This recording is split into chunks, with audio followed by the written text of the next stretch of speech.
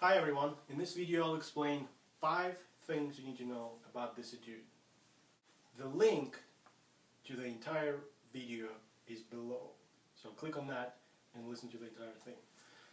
Here I'm not going to play the entire thing, this is just a couple of things I want to point out to help you practice.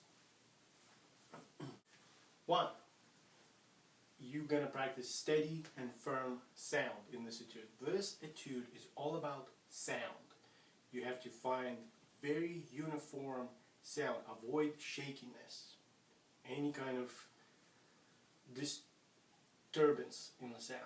Okay, you have to find absolute stillness, beauty, and amazing amount of control. Here's what you do. Make sure you play really long notes and pay attention to the sound. Make sure it's steady. Make sure you don't shake the bow, and really relax your right arm.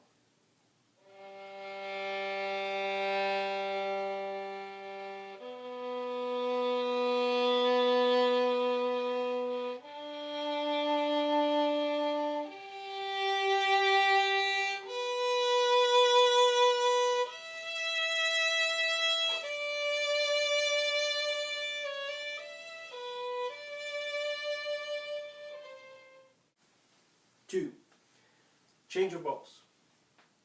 Change your bows are critical. I'm sure you know this, and any teacher in the world will tell you. You have to pay attention to the way you connect the bows. Up bow, down bow. Up bow, down bow. It has to be super smooth and seamless.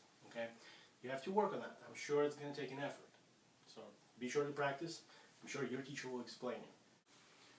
You need to make sure when you reach the bottom of the bow, you're budging enough time and enough space to make a smooth transaction from up bow to down bow. Okay, this takes an effort. It's not easy to do. It's easier said than done. So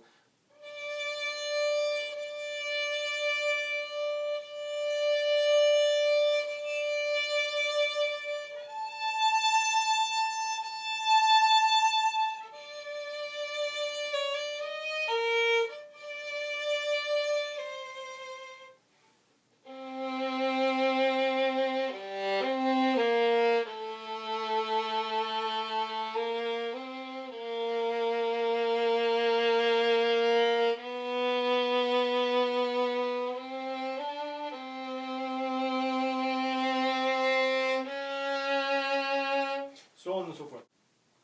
3. You have to practice crescendo and diminuendo.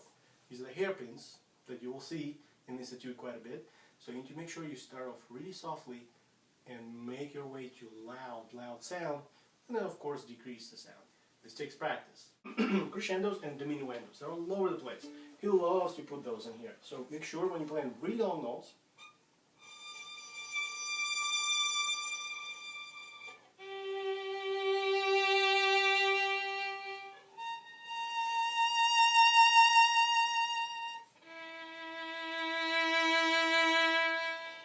so what you have is growth in volume, and then of course, it decreases a lot. So you need to find a way and make sure that the loudest point of the sound is right here in the middle of the bow. Okay, everything else is basically a lot weaker. So you start off slower, start off softer, get to the middle part, it's loud, and then of course get to the bottom on top, and once again you're soft again. 4. Intonation is critical. It may look like an easy etude, but there's some really tricky spots, especially when you get to the higher positions.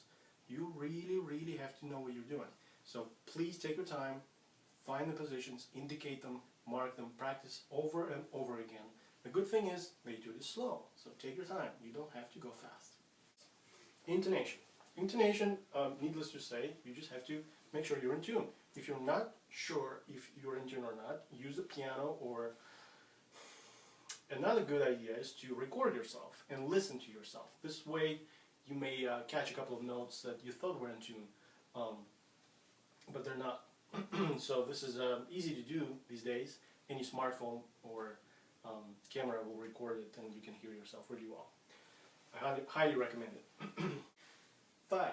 Use lots of bow. Plenty of bow. It's always better to use a lot of bow rather than not enough. Okay, so please use a lot of bow. I would much rather see the entire bow, go up and down, rather than just a small amount, it's never good.